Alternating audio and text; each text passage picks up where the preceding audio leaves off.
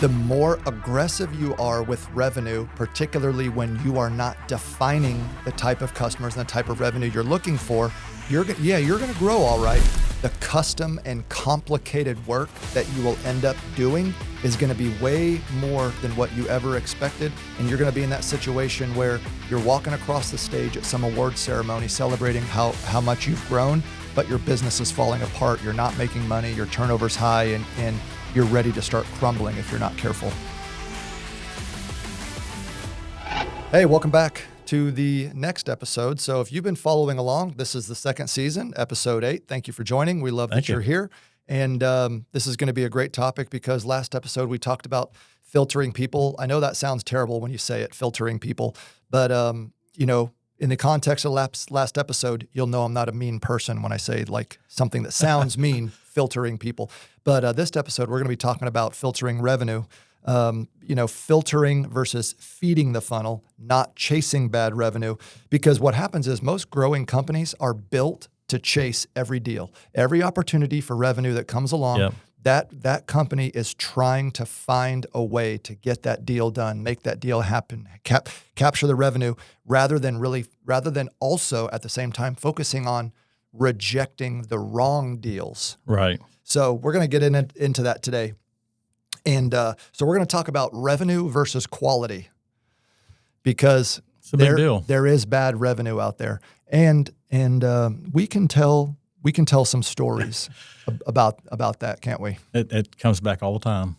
Yeah, because everybody's hungry to get the sale, right? And so are you. And I'm hungry for it too. So especially when it's a nice big sale and you think, oh man, this would be great. It's great cash flow, and it always starts off great.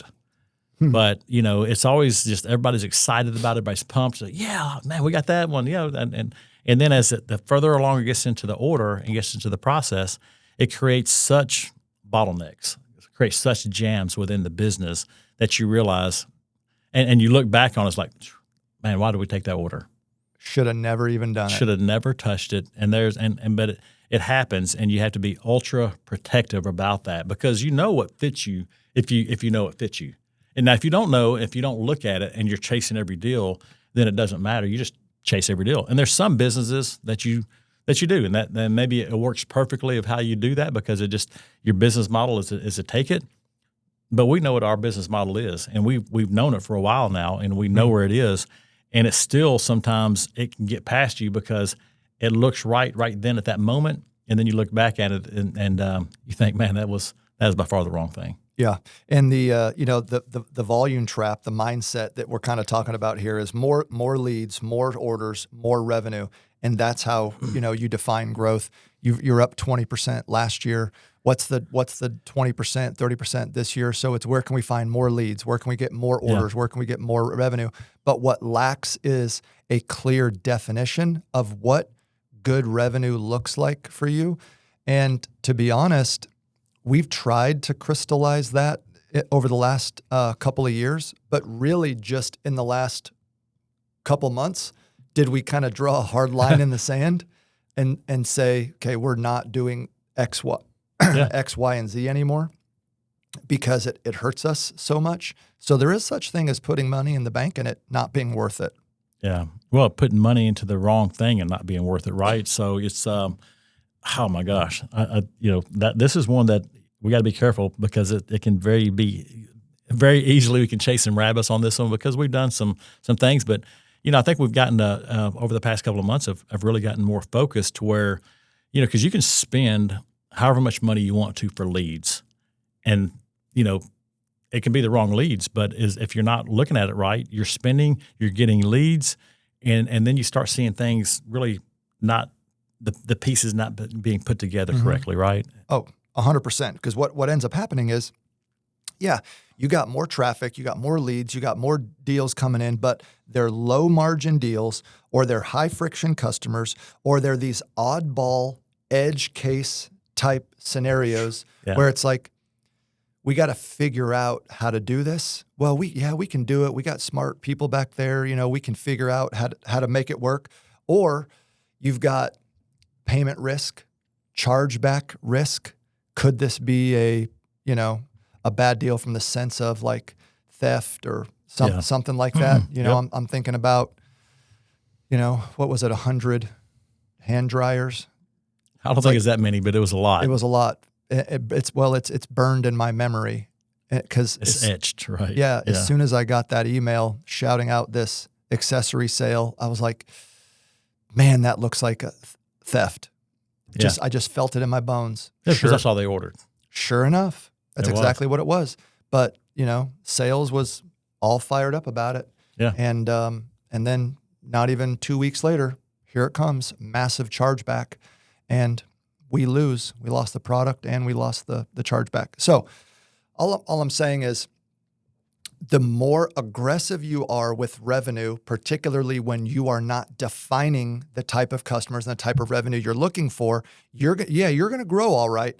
But the weird scenarios, the custom and complicated work that you will end up doing is going to be way more than what you ever expected. And you're going to be in that situation where you're walking across the stage at some award ceremony celebrating how much you've grown, but your business is falling apart. You're not making money. Your turnover's high, and you're ready to start crumbling if you're not careful.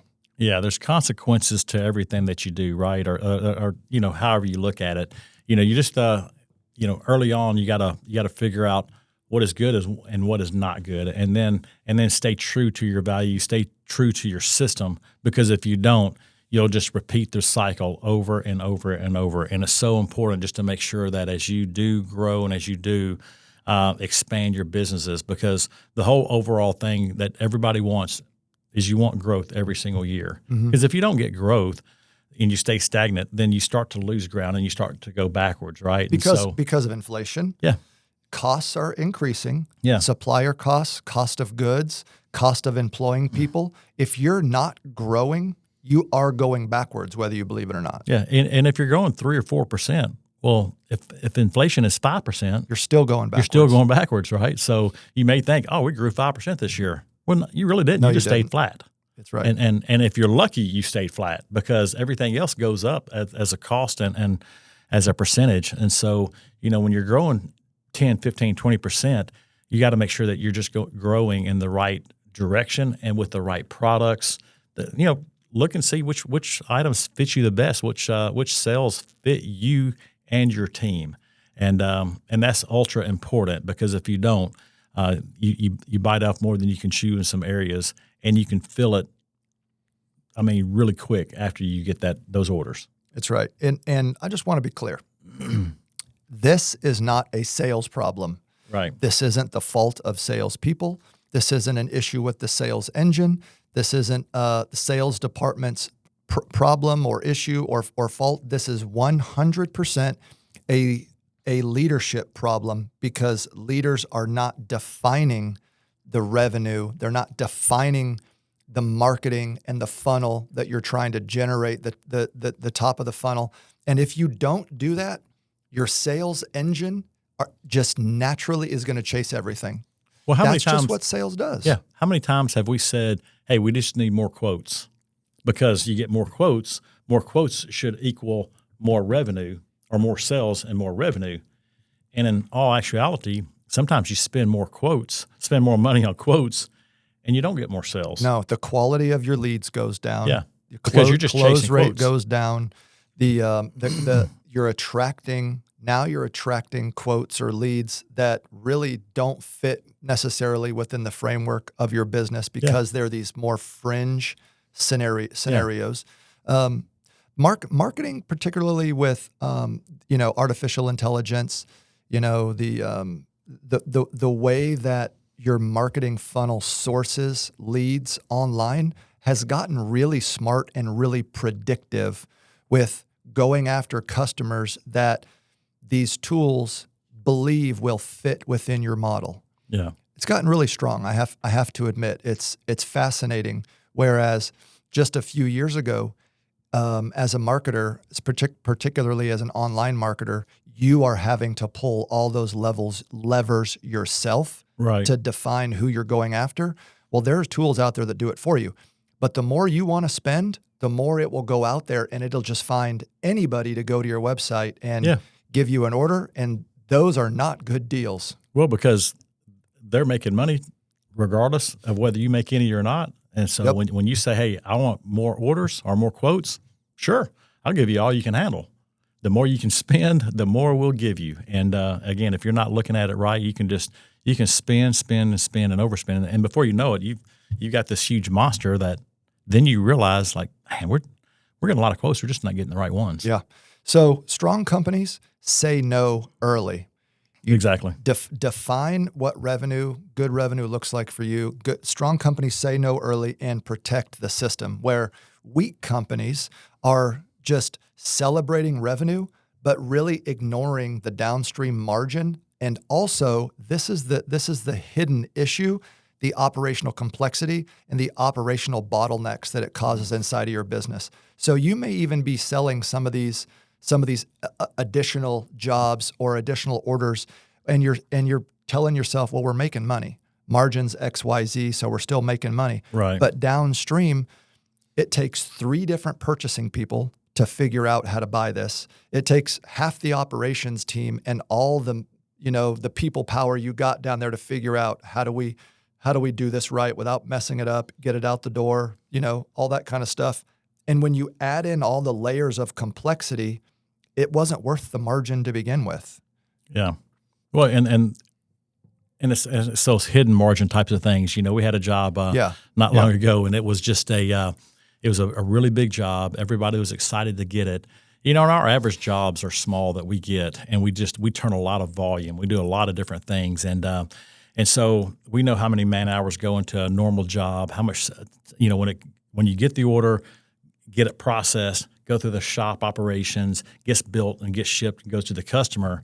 We understand that line. We understand that curve. It's dialed in really, really big. And we had this one big job that's come through, and the hundreds of man hours that you can't really put a number on because it's not there to put a number on. We lost money. We know that we spent hundreds of man hours on this one. Yep. And on paper, in a sense, you can almost look at it and say, okay, well, that looks good. That didn't turn out bad. No, it did. The wake, looking back. Yeah. Throwing them off the inner tube. Yeah. Sometimes you don't need to put 10 people on an inner tube when it only holds 2. And we might have had a lot of people on that inner tube. We did.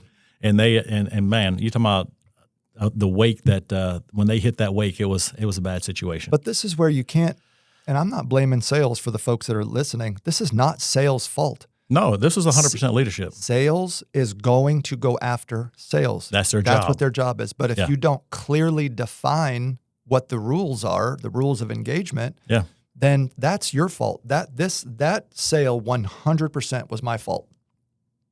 I have to be the one to own it. Yeah. Because we never set clear guardrails on what we do and what we don't do. And also, in my defense, it was the last month of the year, and well, no, trying to deliver. I was right there with you. So we can't say it sounded good. It sounded good. It sounded I wasn't like going to throw you under the bus, but no, that's okay. We held hands on that one. I'll take ownership in that just as much as anybody else, because it was we're making transitions to the new building and making transition to this, and so that was just a nice big sell that we are all excited about. And hey, it's hopefully it's been delivered, and we're good at this point. We hope, but hope we don't have any issues coming back on it. But it's a learning experience. I will say this, because when I said it's a learning experience, it also brings a lot of validation, a lot of things when the next one comes along and we say no to the team that had to endure all the stuff. They're probably more apt to say, you know what, I'm going to go with you on that one. Yep. I think we're going to say nobody's going to be mad about saying no to a monster deal. Yeah, because everybody remembers it wasn't the last one wasn't worth it. Yeah, and so that's a super important fact. Is it one of those experiences that you can go through and say, hey, the cost was not overwhelmingly too big for us because it taught our team a whole lot. Right, I guess there's a way to look at that. It didn't break us. It didn't break us. It was fail safe. It's fail safe, yeah. And so it was one of those that it's a learning experience, but it taught a lot of people, including us. It makes you appreciate that there are other companies out there that are specifically built for that. Yeah, let them do it, and they are built well for that. And so that's the playground that they play in, right? And so where we are in our niche and how we do it is a total different ballgame. And so it's you live and learn. Yep. One thing real quick here is talking about incentives. So we have not done this yet. We are working towards that, and your sales team is going to go after what they're incentivized to go after, right? Yeah, And exactly. and for our companies, our sales teams are incentivized by top line revenue. So naturally, they're going to go after top line revenue. So we have had to put manual, I'll call it, guardrails in place, for what deals we should be going after or should not be going after. Exactly. But that's not the best way to run it. So we are, like I told you, I've said this on several episodes, like these are things that we've either been there, done that, and we're trying to protect you from making those mistakes, or we're in the middle of it right now and we're talking about it, right? But we're working to align our sales compensation and incentives around generating good, profitable revenue for the company, as opposed to revenue that might not even generate profit for the business. Yeah. And a lot of that is not on the sales team anyway. We have a pretty well-oiled machine where it's the pricing is pretty well preset. Now they're allowed to take some discounts here and there and stuff if they feel like they got to get more competitive in things to a certain degree. But for the most part, our system runs itself. We're making the calls, we're trying to close the orders and do that kind of thing. So that makes it a little bit different on that. So the other thing you got to think about outside of sales incentives, right, is you can't get lost in short-term thinking. So and that's where we were, and to some degree, well, I think that's where every company was in the first quarter. But when you're trying to close out the year, we had a big move coming up. We were trying to launch a new system, and we needed the cash. So we were thinking, I hate to say it, but we were thinking short-term, right? Yes, we were. This would have been a big boost for us. But when you're so focused on short term, you're just feeding the funnel. You're just feeding the pipeline. But when you're thinking about long term, when you're raising your floor, when you're thinking at scale, how I'm scaling the business, you're not thinking feed the funnel. You're thinking filter the funnel. You're right. And what I can tell you since we've done that is, yes, we have said no. Like, this is an anchor moment right here, because if you're listening to this, you could be thinking, how is it possible if I'm saying no to deals? I need every deal I can to go through, so I can pay bills and all that kind of stuff. Listen, we are saying no to deals more today than we have ever said in our entire history. And yet our margins have improved, gross profit has improved, revenue is growing. Like, we are creating more time to actually go after the right kind of business. So it sounds counterintuitive to say no to revenue. But since we have done that, we have seen incredible growth all over the place.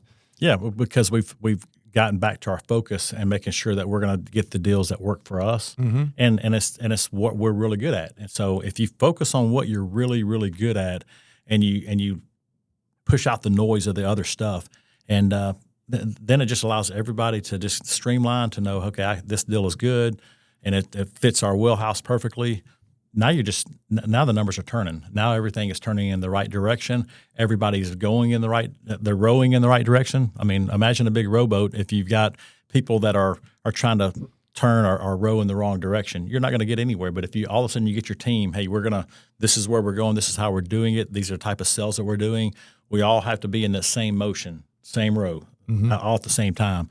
Then everything starts turning and starts pushing, and you start moving then you can start putting the foot on the gas pedal at that point, because everybody's aligned with what we do. Absolutely. So don't forget this.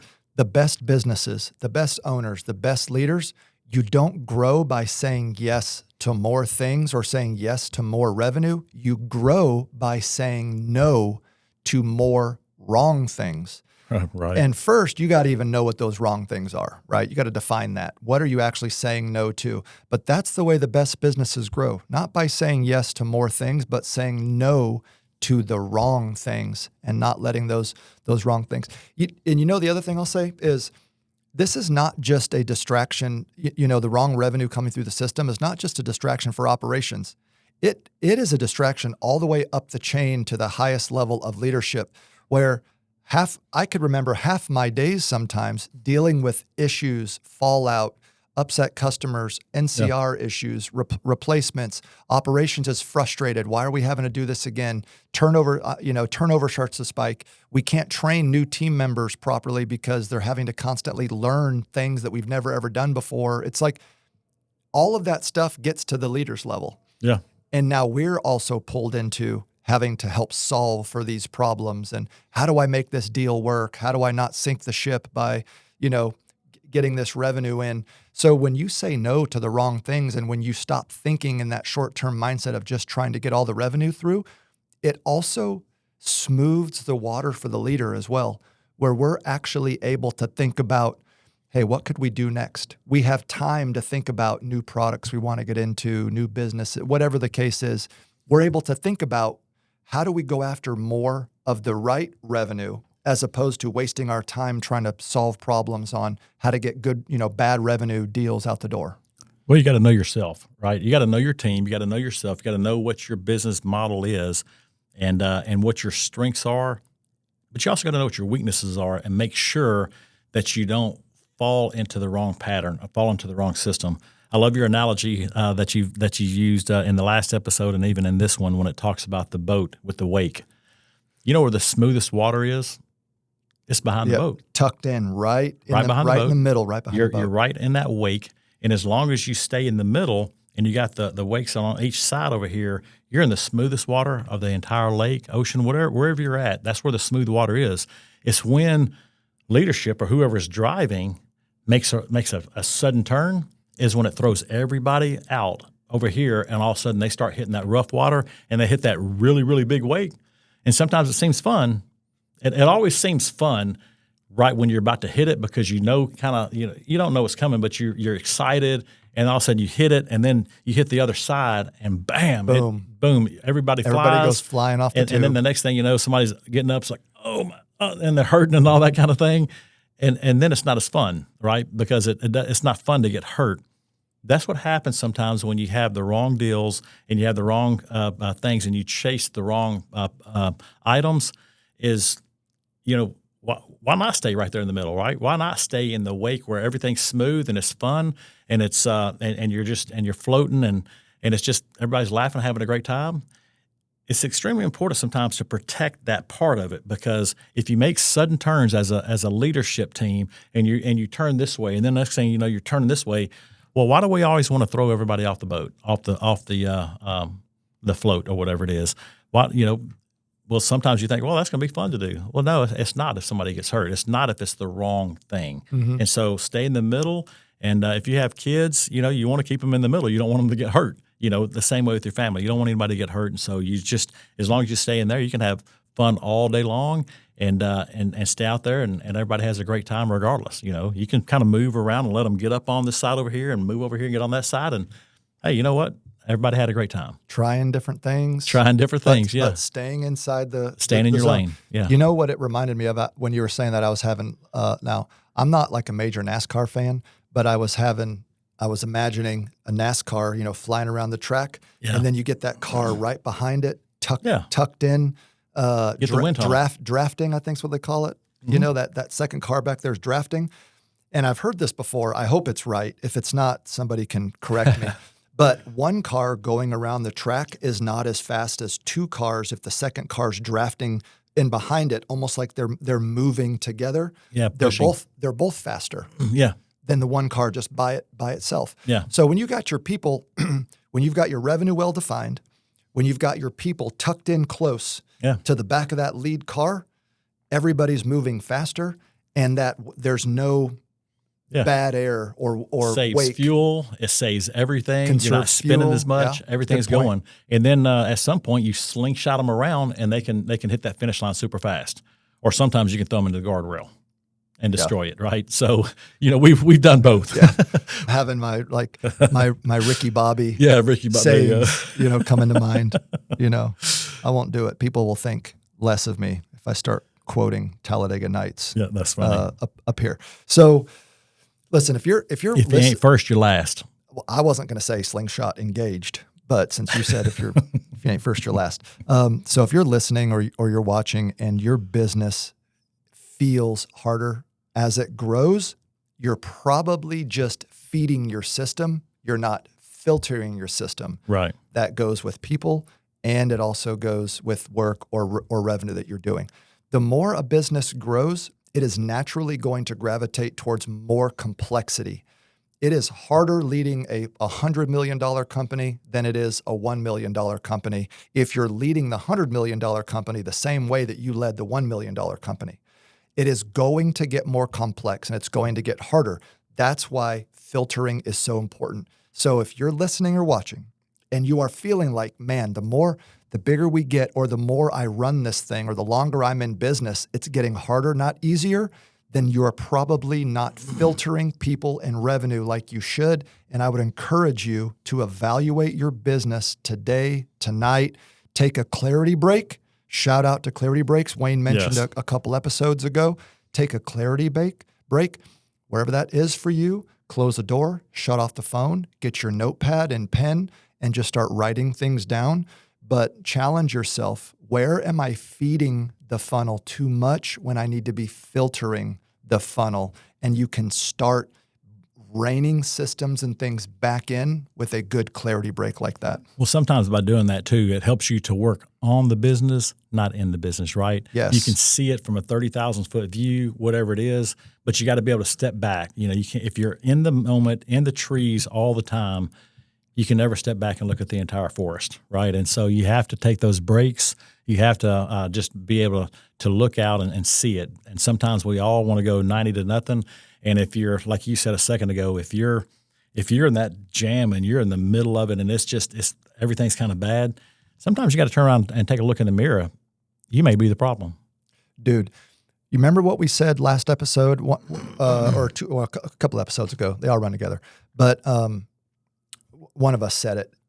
When you're in the middle of the storm, when you're going through it, everywhere you look, all you see is storm. Right. Right?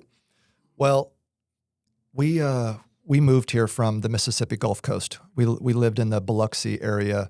My wife's born and raised there, so she was there for, over 20 years. I lived there for maybe 15 years or so, something like that. So we know storms. I rode out Hurricane Katrina on the coast. I've been, every major storm, rode it out, been there, done that. And what I just realized just now is when you're in the storm, and we were talking about everywhere you look, you see the storm, there's only one place you can go to see past the storm, and that's up. Right. So at Keesler Air Force Base, I can't remember what they were called, like storm chasers or storm hunters or something like that, but they would launch these planes from Keesler, and they would fly out over the Gulf, and they'd get so high, and then they would look down at the storm, and they'd take all these measurements and which ways the storm going and left and right. And models and all that kind of stuff. Dude, and it just hit me. It's like, that's what the clarity break does. You have to take the clarity break. You have to get out of the storm. And the only way to get out is to go up and look down and start filtering. Just get over the top of it, right? You have to get over the top of it. Isn't that's a great analogy. That gives you a great visual just to be able to see it, because dude, if you're just sitting at the bottom and you're waiting, you don't know what's coming at you. You have no idea. Flying all over the place. Yeah, I remember in Katrina, I went down there with some buddies to help clean up, and one of them had his grandmother lived about a mile off the coast, and when Katrina was done, there was one of those massive containers in her front yard from a ship. You're talking about some pressure, water, all that kind of stuff that just takes it from that and lands it right there. That's a so that Mother Nature, God has a way of just planning things that it's powerful, right? Yeah. And so if you don't get out in front of it or don't get over the top of it and look down, when you do that, you can see what's happening. You can see the debris. You can see how big of a storm it is. Sometimes you got to get out of the way of that storm. Yeah, absolutely. Well, I think that's about the best way we could wrap this thing up. Quick call to action here. I kind of mentioned it is, get that clarity break. And I want to challenge you to think of 3 filters that you can say no to. What are 3 things, whether it's people, whether it's revenue, what are 3 things that you should be saying no to that will help strengthen your business, strengthen your people, strengthen your margin, strengthen your profitability? So where are you feeling the pressure of growth? why is the business feeling hard for you right now, and start thinking about where can I filter in those areas. So any last words before I do my like, share, subscribe thing? You know what? Just keep your head focused. Keep your look at your products, look at your overall system, and just take a look at where you are. Again, I love the analogy.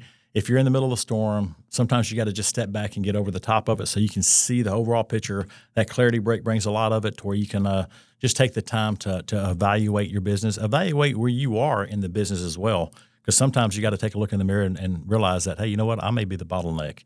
And if you are, invest time into growing yourself. And you need to do, I think every business owner should invest time in growing themselves, no matter what stage that they're in. It's super important to continue to do it. If you get to that point where you say, hey, you know what? There's nothing else for me to learn. I know it all at this point. But if you ever get to that point, or if you ever have an employee at the point, maybe it's time to step out. Because if you think that you know it all, or that that there's nothing else to learn, then your head's not in it anyway. That's the way I look at it. I just feel like, if I continue to, because I can always continue to learn. You can always learn more. And you're not just talking the talk and not walking the walk, right? You still belong to what is like a mastermind group. Yes, that you go to. You just went to a CEO kind of retreat conference, forum kind of thing. Yep. And we're still reading books like crazy, So we're not just up here saying what hey, you got to do this because it works. Like, we know this is the way you grow your business. It's still built on people. And if you as the leader, if the people aren't growing, the business will not grow. Right. Period. And then you just have the expectations for all your team to do it. And I think, you look hands down throughout the organization, there are a lot of people that are doing the same thing. They're reading, they're doing things, they're growing themselves and getting stronger every moment. Absolutely. All right. Well, hope you enjoyed this episode. Yep. You don't say grow, you don't say yes. Saying yes all the time is not the best way to grow your business. You have to know what to say no to. That's people and revenue. So I hope you enjoyed these last couple episodes. And if you did, don't be afraid to like, share, subscribe, all the things. We'd love to interact with you on our social media accounts. So we hope you enjoyed watching or listening to the 3PX Show. We cannot wait to talk to you again next time. See you. Take care. Bye.